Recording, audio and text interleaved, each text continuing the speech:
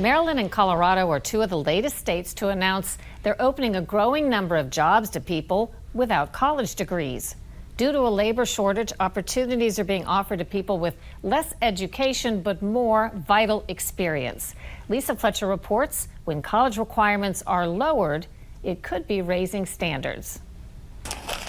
I grew up with food. As you can tell, we had, food was not, it was always something, a part of our family. Patty Brzezinski has a knack for making desserts and can whip up a recipe for fruit cobbler from scratch. I want to overmix it. After high school, Brzezinski didn't follow a traditional college path. Instead, opting for culinary school, where she learned to be a baker and pastry chef and worked professionally for almost a decade, until a divorce in the 90s changed everything.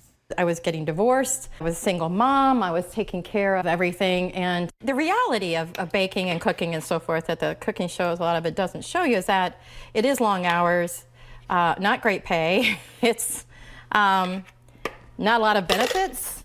Office temp work and applying for full-time jobs became her focus.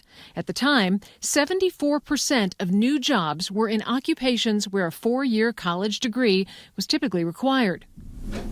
Then she found a rare opportunity, a job with the state of Maryland that allowed her to submit work experience as a substitute for a college diploma. So Brzezinski put her best foot forward, mixing 1 part office skills with 1 part kitchen management, and sold her way into a job she's grown with for nearly 10 years. Is there one area that you consider your strong suit? If you can work with the public in a manner, no matter what place you're in, that can lead to a lot of open doors. Her lack of a degree in that position doesn't really impact her capability to do the job. Mark Townend is the director of recruiting for the state of Maryland. Patty works in our employee benefits division, and she is involved a lot with a job that involves her personality. She just interacts very well with people. She has a soft skill set that you might not necessarily get from a formal education that makes her exceptional for her job. Last year, under then-Governor Larry Hogan, the state of Maryland reset its hiring standards and became the first state in the nation to eliminate the 4-year degree requirement from thousands of state jobs. 3 years ago, the number of unemployed Americans swelled to more than 23 million. Since then, it's shrunk to about 5.5 million. And there are more jobs available than people applying. When degree requirements are dropped from the application process, employers have access to a deeper pool of talent to consider. And there are some 70 million people over the age of 25 in the workforce without a college degree. Google, Delta Airlines, Tesla, and Bank of America among the big-name companies slashing degrees from certain positions. Is experience a substitute for a degree? Depending on what the degree is for.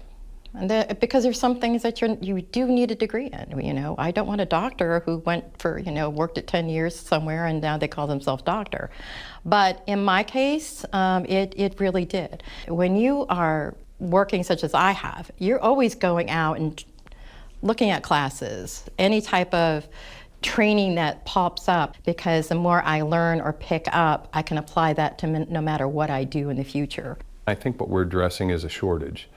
There is a current situation in Maryland and I think across the country where we have a lot of people retiring, a lot of vacant positions, and there's just not enough people applying for these jobs. It's more about just taking a look at what's out there. Bridget Gray guided the state of Maryland through its degree reset. She works with the Washington, D.C.-based nonprofit Opportunity at Work and is helping at least 10 other states follow Maryland's lead.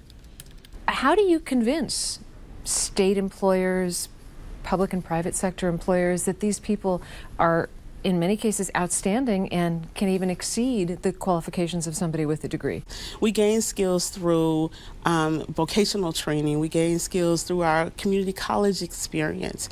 And so the conversation with employers is really thinking about how do you drill down on what is the actual skill you need for this role versus thinking about does the degree cover that? Gray says this movement and the stability that it can bring to millions of families is laying the groundwork to bring back America's middle class. I believe it will create a pathway for everyone to move into the middle class. And if you have the skills to do a job, you should be able to get that job.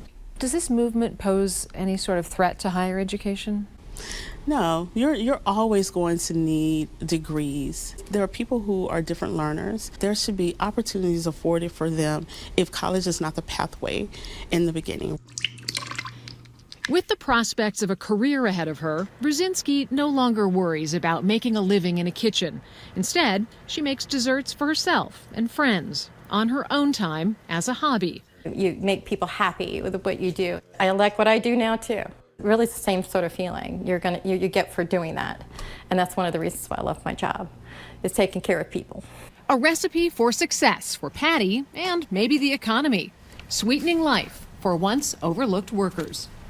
We have bachelor's degrees. I think it's a great idea what they're doing, but do you have any clue if other people don't think it's such a good idea? Well, some people may say it's not fair, but the recruiting director that I talked to stressed two things. One, nobody jumps to the head of the line. And two, we're always going to need people with college degrees. The truth is, these jobs are not specialized enough to require a degree, so the talent pool should be wider, and it gives employers more options, and it gives employees more opportunities. And that real life experience often beats out college anytime. Definitely.